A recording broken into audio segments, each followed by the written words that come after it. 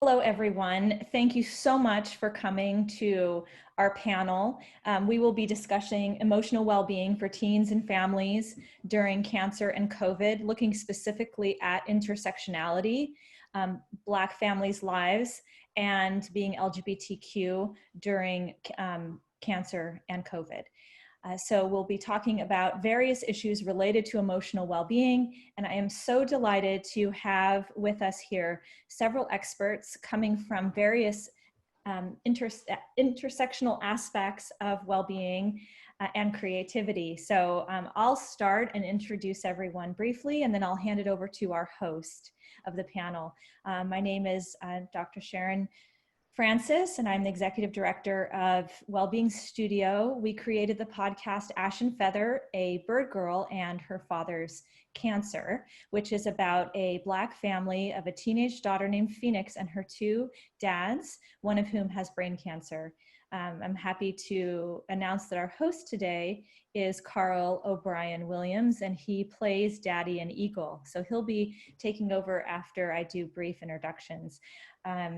The reason for this podcast is that Wellbeing Studio is committed to the emotional well-being and open communication of families during cancer and other traumas and hardships. And our goal is to represent diverse voices and to have resources and experiences available that are responsive to the communities we work with.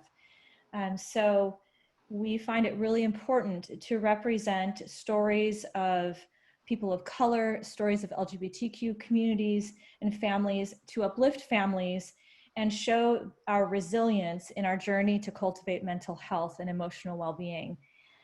So we have seen through COVID and the overrepresentation of people of color in cases, hospitalizations, and death in COVID.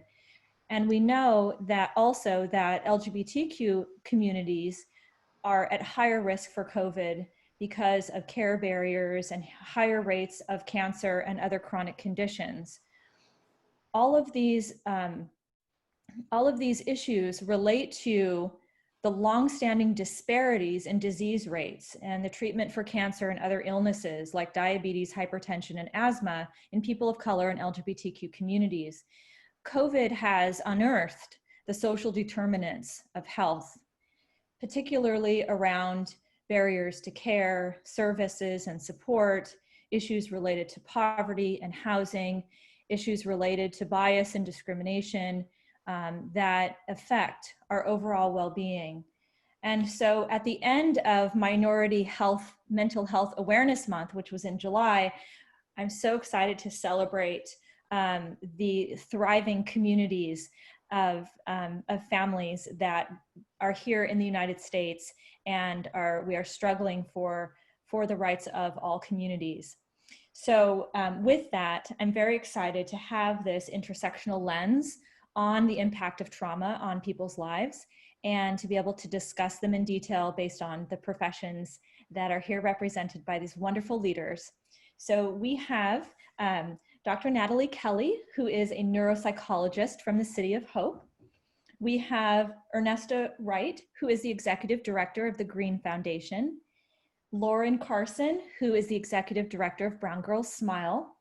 And Karl O'Brien Williams, who is an educator and theater maker, and as I mentioned, the voice of Daddy or Eagle in our Ash and Feather podcast. So I'll turn it over to you, Karl. Thank you very much, Sharon.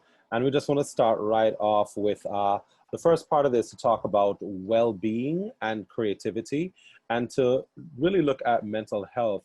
So I just want each of our panelists to introduce themselves and the work that they do and how that centers mental health and the people that they encounter on a day-to-day basis. So I want to start things off with Ernesta Wright. Hello, everyone from around the world, just in case you're all over the world. So I bring you greetings, and it's a pleasure to be along with this panel and to be able to share our perspective in the community-based world. We consider ourselves at the local level, and so we feel and see from firsthand perspective of how COVID-19 impacted individuals' lives as it impacted business owners, self-employed individuals, independent contractors, as well as those who don't have health coverage or even homeless. So, but how do we take care of the overall well-being? We put into action right away when we heard about COVID-19 without any funding in place. That we put a list together for individuals as well as counties that we served in Orange County as well as in Los Angeles. We put a hard copy because we do realize in some communities that technology and getting information rapidly, hard copies is sometimes still the best method because again, we're dealing with technology, internet issues, as well as the influx of all things that's happening. So that's what we did in place, contacted our faith-based partners and our community-based partners to find out what they were doing now. How are they going to help and support individuals now? And so we were able to get that information and put a list together right away to be able to disseminate it electronically as well in hard copies. And yes, we still use the US mail because that was the best method, you know, still for some communities. And so that was the overall well-being, that letting people know how there was an organization in place that understands where they are and that we wanted to serve like a command center to maybe help calm some fears. And so we actually even called it Stay Calm and Stay Informed. So they'll know that we are constantly sending messaging out to be able to help their well-being. And then another thought, and then I'll have and give it back to Karl, was that in May, once this occurred, that we brought in therapists, we brought in counselors, we brought in psychologists to start asking them what are they experiencing or what they're hearing from their clients. And then we put a virtual meeting together at least 3 times. And then we also included the health component to actually make sure that people who did not have health coverage, to let them know we're also there to be able to help them with their health needs so that they would get testing, that they would know that it is not hopeless situation if they are caught without health coverage. So that was some of the well-being, to let them know that there was a community stronghold there in communities to help getting the message out and collaborating with others to make sure that people understand there is hope and that their overall well-being, that organizations are already in place to help in the system, even though we're all struggling ourselves. So that was the positive side of it that we felt that we were able to do rather quickly as an organization. Thank you so much. Can we go to, let's have Natalie Kelly talk to us a little bit about what you do with City of Hope and how that centers well-being, creativity in the community, and mental health. Good morning, everybody. I'm happy to be here. Yes, my name is Dr. Natalie Kelly. I'm a neuropsychologist at City of Hope. So that is a specialty of psychology with extra training in cognition and cognitive functioning. I focus primarily, really actually across the lifespan, but a lot of my work is with pediatric and adolescent young adult populations who are diagnosed with cancer and who are persons of color. I'm open to anyone, of course, who comes to our institution who has specific concerns related to their cognition, and often find, of course, as a psychologist working directly in mental health issues as they relate to someone's ability to think and process information, to remember, to recall, at many different stages really across the cancer journey. So beginning, I see patients who may have issues or concerns prior to, for example, a procedure such as transplant, those, for example, also who are in the midst of education, throughout schooling, any point in schooling, who may be having difficulties with learning and need additional support and evaluation and documentation of their cognitive, the cognitive impact of their treatment. And then for survivors, for example, who go on to live lives but may still have challenges with cognitive concerns in impacting their daily functioning. So many times I guess to use the word intersection of cognitive functioning with their psychological well-being is very apparent, and that actually many of the cognitive concerns sometimes can actually either be exacerbated by someone's mental health status, or that actually those issues may even derive from someone's level of depression, for example, or level of anxiety. So I have the wonderful opportunity to do what I've always dreamed of doing. I am a neuropsychologist. That's what I wanted to be when I was in college, and happy to be a part of this panel today and answer questions and share any knowledge that I have. Fantastic. So Lauren Carson, Executive Director and Founder of Black Girls Smile Incorporated. Tell us about that organization and the fantastic work that you've been doing around well-being and creativity, community development, and mental health. Thank you for having me. Thank you for the introduction, Karl. As he mentioned, my name is Lauren Carson. I'm Executive Director and Founder of Black Girls Smile, Inc. We're a relatively small organization that focuses on mental health literacy geared towards young African American girls. We really focus on self-care methods and coping skills. We found through focus groups, research, and our participant pool that in many cases, young women of color, and specifically within the African American community, are not educated about what mental health is.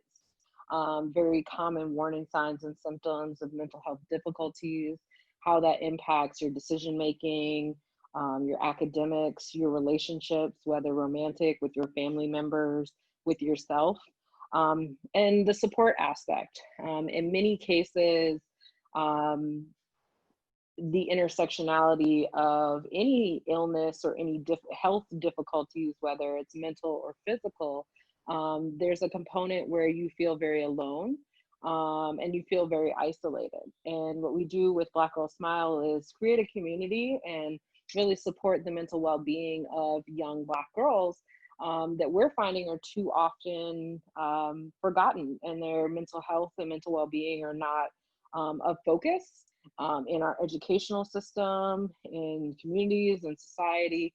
And we really try to create that space with Black Girls Smile.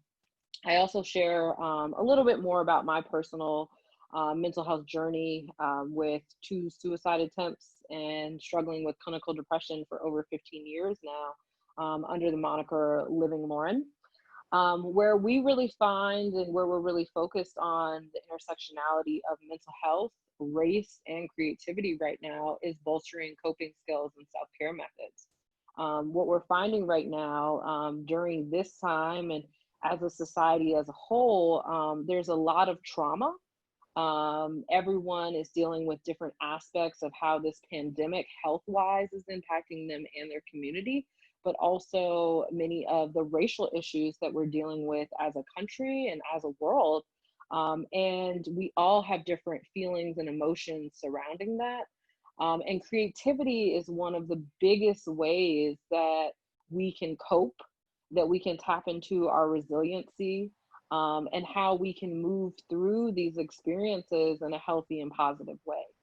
So creativity is really at the core of what we focus on with Black Girls Smile, because too often African American communities as a whole and minority communities as a whole struggle to find adequate access to care. And once we do have access, receiving the right care.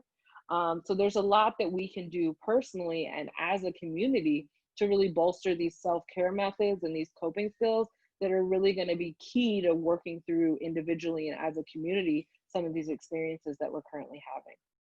Fantastic. And as you mentioned, you know, your organization and these coping skills, it makes me now think of the Ash and Feather podcast written by Sharon. And for those of you who don't have a chance to see it, please listen to it. There are lots of platforms, and we'll share that information. I'll share that with you in the chat. But it does center a Black family, Phoenix, this young girl, and what she is going through. And you know, her father has cancer. So I think this is a great time to talk about the stigma, the kinds of stigmas and silences that exist within families, and especially our Black, Indigenous people of color. You know, a lot of us culturally just have been either taught or maybe just not taught. We don't talk about it, right? And that's something I'd love for the three of you to just talk about in your work. You know, and to speak a little bit about what have you seen and how you've seen this sort of silence around cancer, how that's come about in your work, and how that's affected the persons that you've interacted with. And we can go round robin like we did before, or people who's like burning can just step in. Okay, I'll take that if you don't mind, Lauren, at this moment. That the G.R.E.E.N Foundation has been around for 20 years, and that's where we started with cancer awareness in the African American community. And we started with women who was diagnosed with breast cancer, and a lot of commonality was they wasn't able to talk about it, or their issues were not being addressed at any support group that they were attending. They weren't sure if they were getting the right adequate care. And so for 20 years, for about 10, 15 years, we had a support group of bringing African-American women together who had been diagnosed with breast cancer, and then to talk about and being able to have a sacred space that they're able to share. And this one story, as a matter of fact, I just spoke with the 80-year-old just yesterday, because we're going to be doing virtual breast cancer meetings again because of what's going on, and they thought, oh, what a great idea to start them back up again, because they're all are healthy and thriving, but they also want to be a support to others. But this 80-year-old woman just told me on yesterday that she able to repeat what she learned in one of the support group meetings 10 years ago, and that was to be able to take leadership of her home care. She didn't think that the physician her oncologist was giving her the attention, and that it wasn't really right for her. And so she took a bold move and asked for another doctor, and she sent a letter to the administrator and demanded that that was not a person who was on her team. And she said she never forgot that, and that she felt that by being that bold and had the tools and the space and the wherewithal, knowing that she could do that, that gave her power. And the same person, when she first came to the support group, that she was not allowed to talk about her diagnosis in her family. So this is an 80-year-old. So Lauren, imagining the adolescents and individuals with cancer. This was a woman who, she was 75 years old when she came to the group.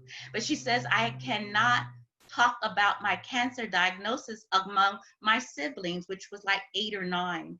And she was forbidden. She thought that she was letting them know so they know where she is in her journey of health, but they asked her not to say anything. And so she was felt alone. And so we gave her that outlet to be able to have a sacred space to share. And then I do have to say, after 6 or 7 years, she decided to go and get breast reconstruction, and now her daughters are hating on her because now her boobs, and she doesn't have to wear a bra, and so they just can't stand her. So she went from not having a support of being able to be a person, a woman who she felt that she was, to bring herself back to wholeness. So she's liberated, and will tell you in a minute she doesn't wear bras anymore because she doesn't need to. So her journey and her life journey was a positive of being in a space of well-being, that she made the decisions for herself. So that's one of the stories that was definitely apparent that I get a chance to really share with everyone. Anyone, Natalie? Yes. So having the opportunity, the unique opportunity, I think, to address or to talk with patients about specifically issues that relate to their cognitive function, really is the center of how they get through a day. I've definitely had opportunities to help patients understand, youth, adults understand, and develop their own insight around how these aspects are real. Sometimes patients may feel like I'm just absolutely losing it. Where am I even going? Where am I? I thought this would be over, or even the emotional wave that tends to come after treatment in the phases of survivors, how that can manifest in cognitive ways where they thought, I'm over this, we're done with treatment, I'm a survivor.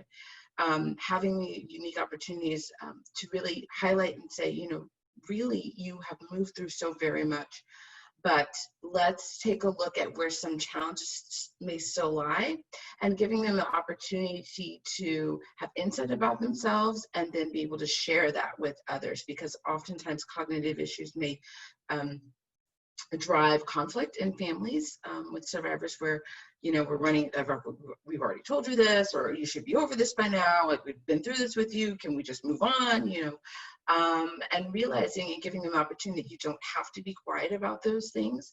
This is, I feel really blessed to have the opportunity to validate their experiences and say, no, there's actually, there's a lot going on here. And if we can name this and we can define this and we can help you get an idea of what this is, and giving you the encouragement and the kind of opening that door, so you can talk about this, you can share this with your family, you can share this with your loved ones and friends to help understand, for them to understand where you're coming from and where you are still moving through. Lauren, how different is it for teens in particular and teen girls dealing with this? What kind of support systems do you find that they need and in their families? So I think it's echoing what we heard from Ernesta and Natalie. Self-advocacy is a huge aspect of it, especially when we're working with young Black women. There's a lot of negative statistics in regards to healthcare outcomes. So we really do have to be very present and educated and advocating for ourselves, especially in healthcare settings. Another aspect that we really focus on speaks to what Natalie just spoke about, really creating space for young people to talk about their emotions and their feelings and to be able to voice those, give them space, honor them.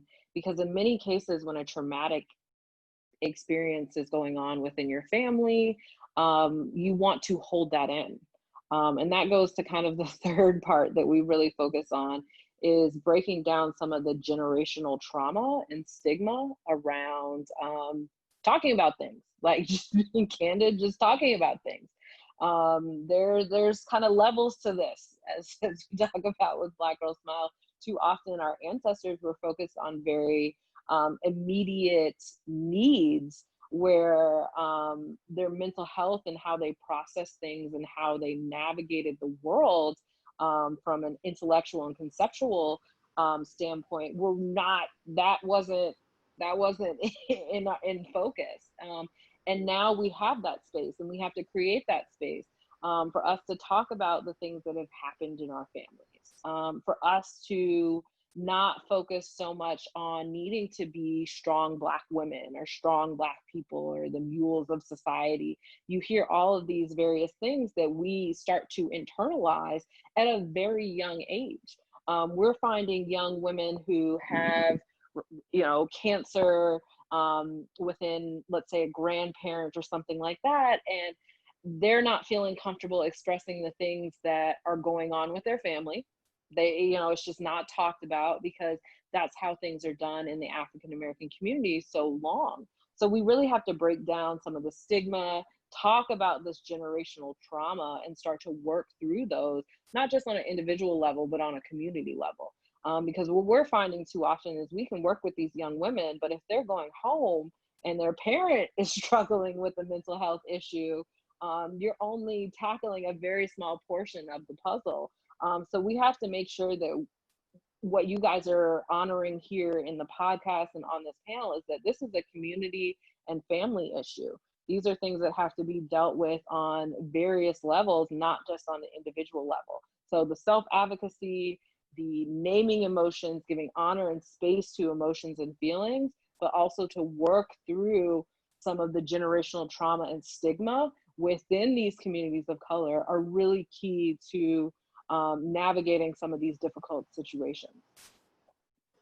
I want to talk a little bit about something that I always use in my practice as a teacher, which is the reflective practice, right? Because the room is always filled with people with lots of stuff in that backpack. The question, what's in that backpack? You don't really know.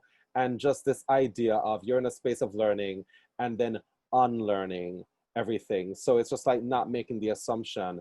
So that therefore leads me into like intersectionality, because if I'm dealing with a whole room where I've got 30 or 40 people, and I use people because that's something that I have to now use that language, right? Because language is important when you talk about like all the trauma that we're carrying, and that can come from our own families and our own culture, but it's something that now we are faced with unlearning. So and this is for everyone, it's, you know, looking at how different communities, like families of color, like LGBTQ families, have been uniquely impacted by COVID. And many of you touched on it, but if you could go in a little further with just what you're seeing right now in terms of this transition, some of the, and you can name a challenge or you can name a strategy that you're working on. It doesn't have to be something that worked, because oftentimes as a teacher, a lot of things are trial and failure. I could try, you know, I walk in, the lesson plan's out the door, or I realize that after I've taught it, okay, I just think I ruined like about half of the class life a while ago. And I got to go back tomorrow, apologize, be vulnerable, admit where I went wrong, including sometimes I have the tendency, because I started out teaching, you know, elementary, I'm now in community college, I can't be calling these people girls and boys. That language again, is not right now. So just share with us something that you're either working on to deal right now in your practice with intersectionality, all these different people that you're dealing with, that is going through COVID, going through mental health issues, and how all of that just kind of comes in a mishmash. So it could be a challenge, something you're working on, something that worked or something that didn't, and what you learned from that. I'll take a shot at this moment, that what we're doing right now is pivoting online, as well as amplifying our voices of getting information out about prevention and wellness and where to go to get it. And especially it compounds the issue, because now the complexity is, if they don't have health coverage, now what? If we're dealing with culturally competency, so what COVID-19 did was illuminated and amplified what a lot of researchers already knew about the disparities in healthcare. So when the stats came out, those of us in healthcare, we weren't surprised. I wasn't surprised, and I know Dr. Kelly wasn't surprised, because it's been there for so long. And so now it's systemic. So I'm thankful that the tipping point occurred. Now it's out there, that it's not covered, that this is research that's been done for a number of years. And so we just been pivoting, and that making sure that we're giving the people and listening to what they're asking for. And so it is mental health, and the individuals, even with cancer. I even have a medical doctor who had to literally scream at her own provider, and she is a radiologist, because she is a woman of color. She literally had to fight for surgery for herself in the 21st century, and this was only like 6 months ago, and this happened to her. So this amplifies what our work is being done, of making sure the intersectionality for us is our community health advocacy program that's been around for 8 years, where we're doing that self-advocacy, Lauren, where we're working with university and college age students to be a part of the community health advocacy program, where they're being trained. Literally, I'm in African-American communities and neighborhood, actually seeing research for themselves. And so a lot of the students who are part of it are 99% are students of white and Caucasian or non-Black, but they get a bird's eye view. So we get a chance to let them know firsthand from their own lens, how to learn from culturally, how to be able to understand for themselves. So what they hear on TV, what they read about, now they have their own perspective. So now we're talking about the old, we're working with the old, the prevention and the wellness, but we also coming back up for the self-advocacy for young adults. We don't want you to get cancer, then we're talking about it rolling back. So we're trying to reduce the gap by now focusing on community health advocacy for the last 8 years, for personal development, professional development, how to be an advocate, how to be able to speak for themselves.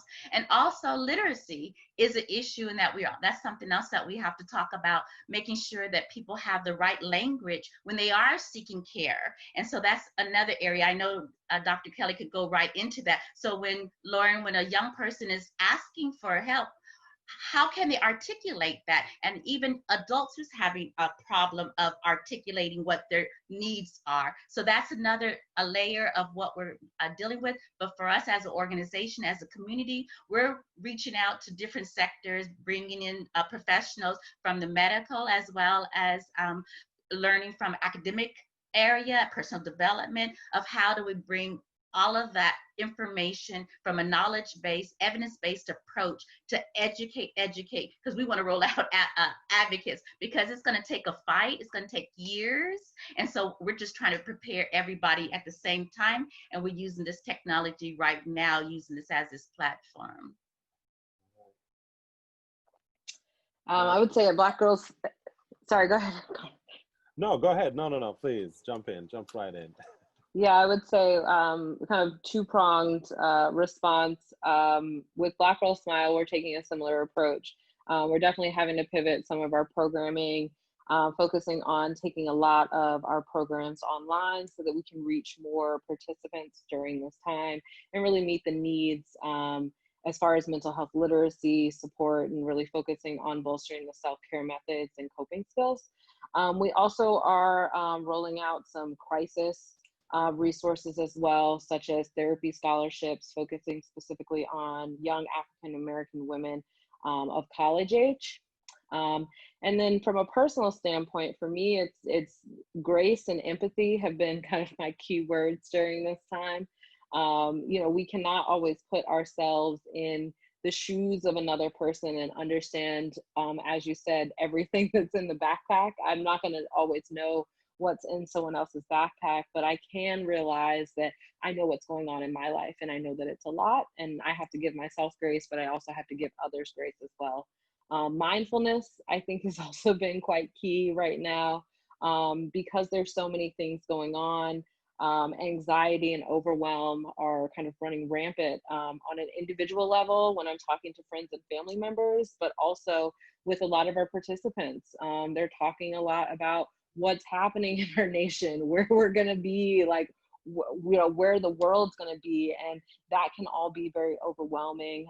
So we're working on rolling out some programming around mindfulness so that we can help our participants really focus on the present, to kind of assuage some of that anxiety and overwhelm that they may be experiencing. But really, kind of as Ernesta mentioned, focusing on kind of our core tenets, which is focusing on early intervention and prevention, but also providing some crisis needs at this time as well.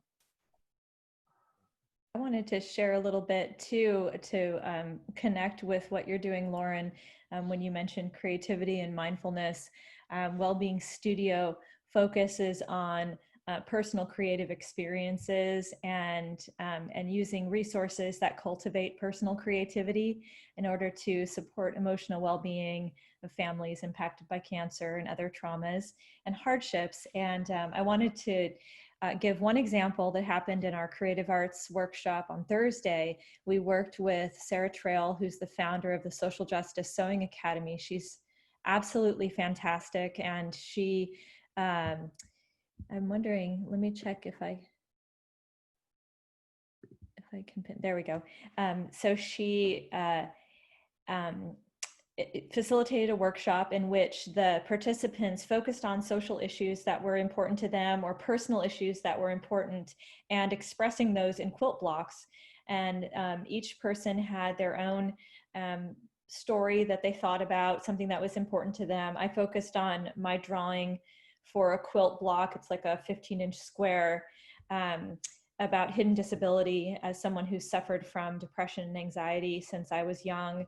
And now with cancer on top of that, it's been really important to me to think about how to advocate for understanding what different, you know, people with different emotional issues are going through, including like panic. I almost like, could I cancel today's panel? Because I was so scared and I had so much anxiety, and I just said, no, we're going to do this. You're going to overcome your fear. You're going to overcome your fear. But that's not something you could necessarily see behind my smile. But it was something that for the last, 3 hours, I was really, really, really struggling with. But so that was my quilt block on Thursday. After the workshop was done and everyone was saying goodbye and closing off Zoom, there was a little girl who was the last person to log off, and I got to talk to her, and I asked her, she's African American or Black, and as the Washington Post has come out with their criteria, they're using Black with a capital B in order to be inclusive of the Black diaspora. So that's an interesting, for me, an interesting distinction that is important to, like the BIPOC acronym, and also to the way we talk about language, Karl, and reflections you were saying about language and being emergent and reflective. So she's a Black girl, and this matters to her topic, as intersectional as our identities always matter to the topics we're concerned about.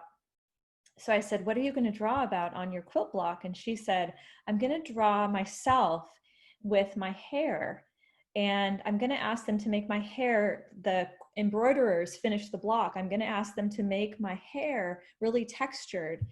And I said, what were you thinking about when you came up with that story or that picture? And she said, well, a lot of people who aren't Black just come up and touch my hair. And that happens a lot to Black girls. And I don't like it. And I said, well, what do you think about, or how do you feel when that happens to you? And she said, well, I wish that it wouldn't happen, but sometimes I say things, but I'm a people pleaser. And so often I don't say something, but when I do, by the time I get the courage to say something, they've already touched my hair. And so that's an example of, for us, using the arts and creativity. And this was a workshop with mostly adults. That little 10-year-old, man, she was in there and she totally understood that very high level analysis of social justice issues and how we can represent them in art. And she was there and she was engaged the whole time. And I watched her because I could see everybody's pictures. And at the end, she could tell me, and this is why I think we underestimate the power of education. We underestimate the role that schools could play in helping kids with being able to express social issues, be active in their own self-care, be aware of their emotions, because this little girl knew exactly what was a problem in her life. And she knew exactly how it related to race.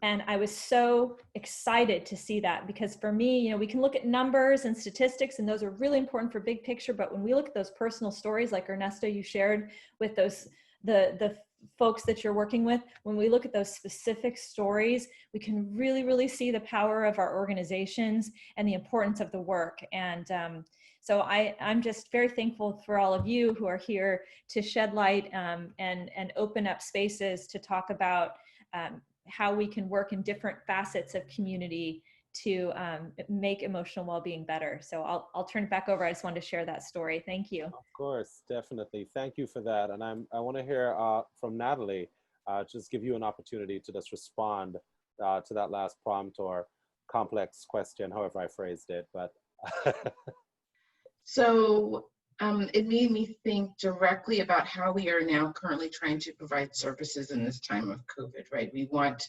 our organization very, very quickly, within a matter of weeks, there had already been some plans roughly in place regarding telehealth, but in terms of COVID, very quickly needing to determine how are we going to reach patients, how are we going to provide services that people need, both obviously from a business perspective, but also from, patients are currently still in treatment. These needs don't stop just because the pandemic has started.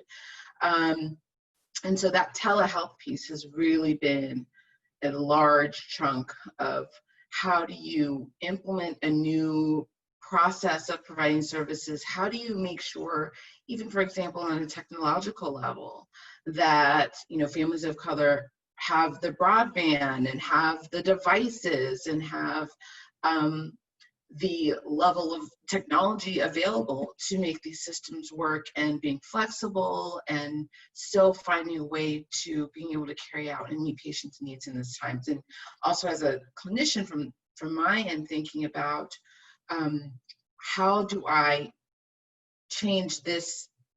If you think about typical neuropsychology, just to give you an idea of what my general regular practice is like, is sitting in front of a patient in a room for at least anywhere from 2 to 4 to 5 hours, depending on the referral question, for an intense assessment one-on-one. And with the door closed, like everything that you were not allowed to do under the current circumstances. So how do I really think through those pieces. And, there's not really anyone to guide me necessarily. There's other organizations, professional organizations that I've had to reach out to. And it's a process. It's a learning curve. We're still figuring it out. We don't have all the answers, but thankfully, in many ways, I have been able to still meet patients' needs via telehealth modality, maybe not with as much testing, but still being able to meet the needs. So that has been a big part of this new age that we're living in. Thank you. So one of the things I often ask a lot, there are two things I like to ask in panels. And as I think about the Ash and Feather podcast with Phoenix, our young woman going through it, and her two dads, one having cancer, and she develops this beautiful friendship. And Sharon also uses fables, as a part of that to bring in the magic. Because I think, Lauren, you touched on it with some of the young women that you're working with. A lot of times, persons of color, Black, Indigenous people, are expected to be tough. There is this assumption that we somehow, because of our history, can go through many things, and this idea of pain. And I think it's caused, among other things, a distrust of issues and organizations that represent spaces of healing and health and education. So there's this distrust. So, how do you get people there? How do you get people into the Zoom? And some of you mentioned this already, but I just want to bring it back more directly. How do you get us there? I think that it's there's multiple things that have to be done. There's no one answer to it. I definitely think that we need to educate our youth on opportunities in the mental health field, but also the healthcare field as a whole. I was fortunate to grow up in a family of doctors, but outside of that, we're not always exposed to these opportunities as paths for education, paths for helping our community, and even paths for passion. So I think creating more spaces for us to educate youth on educational opportunities within the healthcare field are really key to increase some of these very, very, very low numbers that we see. I mean, within the mental health community, you're seeing between 2 and 4% as people of color. That's not even close to representing the overall population of people of color. We're not getting into the field at the same rates, and we have to, because the need is there, especially when you're dealing with mental health issues. That's something that's very personal. It's something that statistics have shown that most people want to initially see someone that looks like them so that they feel comfortable reaching out and expressing some of their experiences. I think that cultural competency training is key, but I think that we also got to flesh out what that really means, because in working with many of the mental health providers that I do, it's not uniformed enough, and there's not as many opportunities for continuous cultural competency training to ensure that the providers outside of this 2 and 4% are up to date on protocols, on experiences, on terminology. As Sharon mentioned, the terminology is even quite fluid. So we want to make sure that we're educating our healthcare field as well on working with people of color. I think the self-advocacy is a very big portion of this as well, and that's also having mental health providers such as Natalie, Dr. Kelly, being a part of these type of conversations so that they can see what someone within her field looks like and can feel comfortable really reaching out when resources are needed. And I would say those are a few things that kind of scrape the surface, but there's a lot of work to be done to break down these experiences that specifically the African American community have when it comes to interacting with the healthcare system. Right, you're right on point, Lauren. I just wanted to echo what she was saying and just to make sure that one thing about the Affordable Care Act that a lot of people often call it Obamacare, but it's a nice name, but I prefer to be the Affordable Care Act because it's a law and people are able to stand up on that. That part of the 13 essential benefits is mental health is a benefit that is available to anybody that has health coverage and those that don't have it, that depending upon your provider, you have a minimum of 3 that's already incorporated in your health coverage, and HealthNet has an ongoing that is no limitation. So that's what we try to echo out into the community as well, is use the benefits that you have and give you language, Lauren, to be able to ask for what you're needing so people on the other side of the desk could be able to assist you. And so that language is important. So it is both sides of educating the health professionals as well as educating the community. And that is difficult, but I believe in just keep doing both to make sure that we could get those who are desperately needing the services. And that's already has many years of disparities and big gaps. How do we cover that? And that's a rapid engagement and rapid of conversation. And then one other caveat that I wanted to address, something that Sharon had mentioned about making sure that the conversation and the voice of that 10-year-old, Sharon, that oftentimes people say, well, how do I amplify the voice? How can I amplify the Black voice? And just with that story that you shared, so when you're going around your peers and others that not understanding, tell that story. So now they'll know that when touching somebody's hair, it's inappropriate. So amplify that 10-year-old's voice, because any conversation that you have, and it's relatable, and it's a nice way of knowledge base, because we're all learning. So did you not know that touching someone's hair, that Black people do not like it? Because it is, you're entering their space. So I just wanted to illuminate that to give you a little bit more knowledge of being able to expand that. So, and to add to that 10-year-old voice. So thank you. Thank you. I believe we have some questions in the chat. Thinking of identification difficulties within the special needs population, working in school sometimes, I see children with autism on the spectrum disorder who also experience mental health issues. Disregarded professionals tend to lump all behaviors under their primary diagnosis, and therefore it's not treated. Do you have any suggestions or resources about that's comorbid identification? Anyone like to tackle that one? It's from Denise. So just to clarify the question, she's saying that sometimes behavioral concerns, maybe emotionally driven, are clumped together under the autism spectrum and just kind of package deal. Okay. Yeah.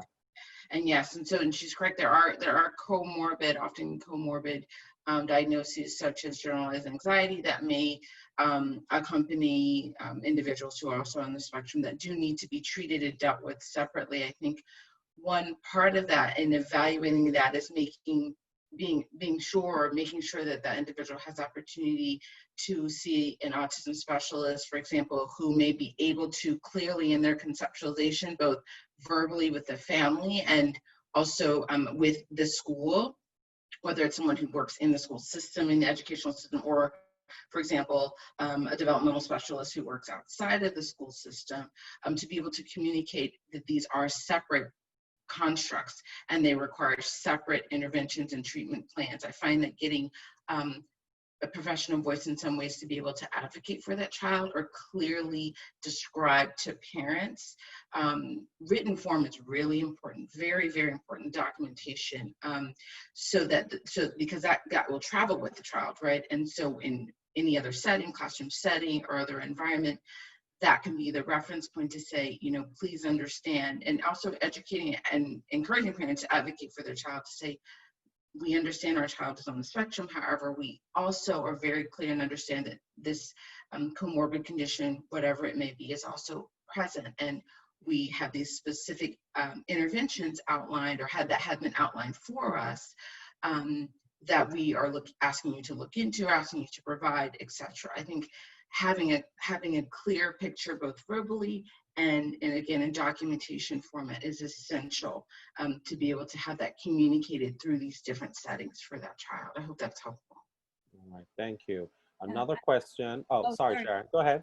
Okay, I also wanted to mention, as an educator myself, doing research into disparities within education, racist disparities within education, that Black boys in particular are disproportionately represented in special education. So if the education or the psychology, the psychologist in the system is not trained in cultural competency, there can be misunderstandings about for example, oppositional defiance behavior, or in other kinds of emotional identifications that fall under special education that could be related to other things that are in the child's life that don't have to do perhaps just with a psychological designation. So if we're looking at the ways that school systems have perpetuated racism and classism, the schools often don't have the systems in place to support children emotionally. For example, in California, school counselors are not required throughout the state. And yet we do have, you know, if you look up just the school to prison pipeline, we can see all of the systemic barriers to continuing education, as are for LGBTQ youth, who are often pushed out and also have a disproportionate number of mental health issues as a result of not feeling included, about feeling just having identity crises in the middle of a community of teenagers who don't understand them and can often be very cruel. Suicidal ideation is the highest among LGBTQ youth. And so maybe that can turn, Karl, if you don't mind, to the second question here. Yeah, it's how to support my young trans grandchild from Therese. Thank you for that question. Definitely, we should keep on that vein. Mm-hmm. And I think that also relates to when, you know, I really saw a broadening of the Black Lives Matter protest movement turned into All Black Lives Matter, and really foregrounding Black trans lives as part of the movement. And I think that really relates to intersectionality and supporting kids and really thinking about what they're going through. So if anyone would like to speak to that, supporting young trans children or teenagers. Now, we don't have experience as far as working with the adolescents, but I'm coming from a general cultural perspective that I have found in my own culture, in my own upbringing, that we are very embracing of, no matter what side you're on, that we all have family members or friends that we know that may not come out, but I don't see that as a barrier in the Black community as far as not giving them the support. I think it would still be added to what consistently is still the barrier of access to services, giving them the voice. They're misunderstood or identifying some of their own underlying issues outside of their gender. I don't see that as an issue of not getting them support because of what gender they identify as. I think for my experience and my perspective, it just coming from the same as anyone else. It's just another layer and another need that they may be needing because they identify with one or the other, but it's all incorporated of what currently exists, is my perspective. I can also take that. In working with our participants that do identify as transgender, there's a few things that we encourage the family members to do. One, educate themselves. That can be a joint process, but we do find that the youth that are experiencing difficulties around their identity, it can be overwhelming to then also have to educate your family. Creating the space for them to open up about feelings and emotions and experiences is appropriate and necessary, but the education piece, that has to be done individually, but also as a family or as a community as well. So creating the space, education, The other thing that we advocate for, especially when you're focusing on mental health, is trying to find providers that have experience with certain issues, demographics, because too often we're finding that when someone's first starting therapy, whether it's family therapy or individual therapy, they're normally looking just to make sure that the person is Black, or just to make sure that the person takes their insurance. And all those things can be important. But what's even more important to make sure that you're establishing a healthy and positive therapeutic relationship is making sure that that person, that their treatment modality and their treatment philosophies are also in line with your goals, your personal values at times, that are going to be key in that therapeutic environment. So too often we're finding that someone just wants to find someone that's Black, and in many cases you are able to find a Black provider, but what's more important is that you find someone that you feel comfortable opening up to and that has experience working with that specific demographic.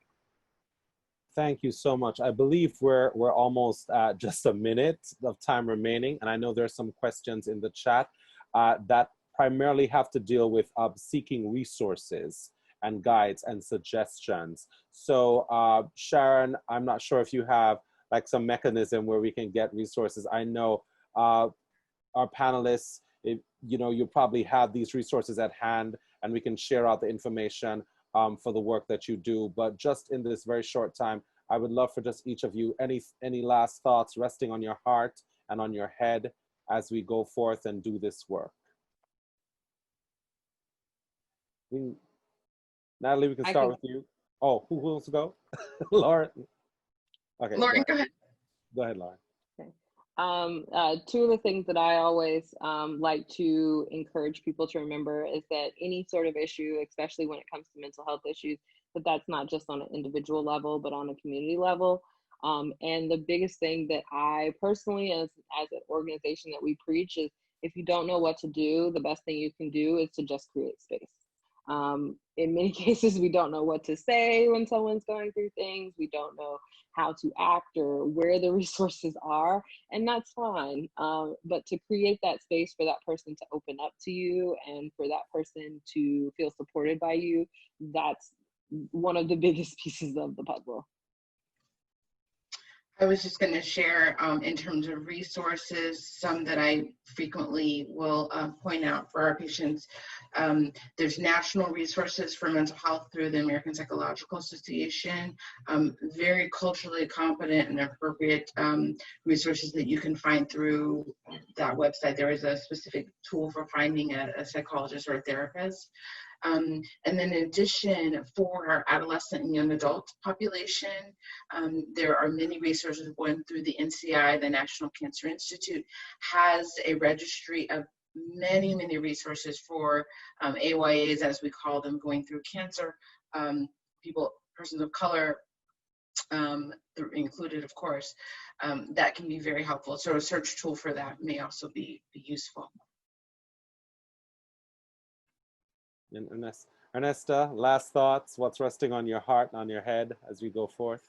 I just want to say, just thank you for this opportunity to be able to amplify the voices of Black African Americans. It is needed. I just want to make sure that everyone is understanding to show empathy. It is about the humanity of who we are, that we're pushing for the lives of people who need that voice, and that be committed. That it is talking about lives matter no matter who they are. And I believe in what the triage, and this is something, Dr. Kelly, I'm sure you quite understand. I use that term in a local level with the triage. The triage is for whoever is bleeding the most gets the most attention. And I believe that the people who have been bleeding the most is African American and Black. And I believe that should be the forefront for anyone in any platform, that it should be the discussion and it should be amplified, and it should have the opportunity to have the same impact as well as the resources to be able to do the work.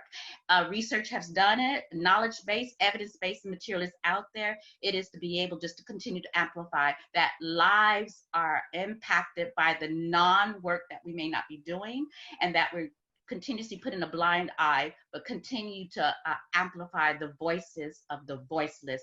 Their lives do matter. Thank you so much. I think that's a great way to end. I just want to thank you, Sharon and Wellbeing Studio, for bringing us all together to have this conversation, centering Black mental health, centering Black families, Black Indigenous people of color, going through a rough time. And I just want to encourage everyone to be safe and to check out Ash and Feather.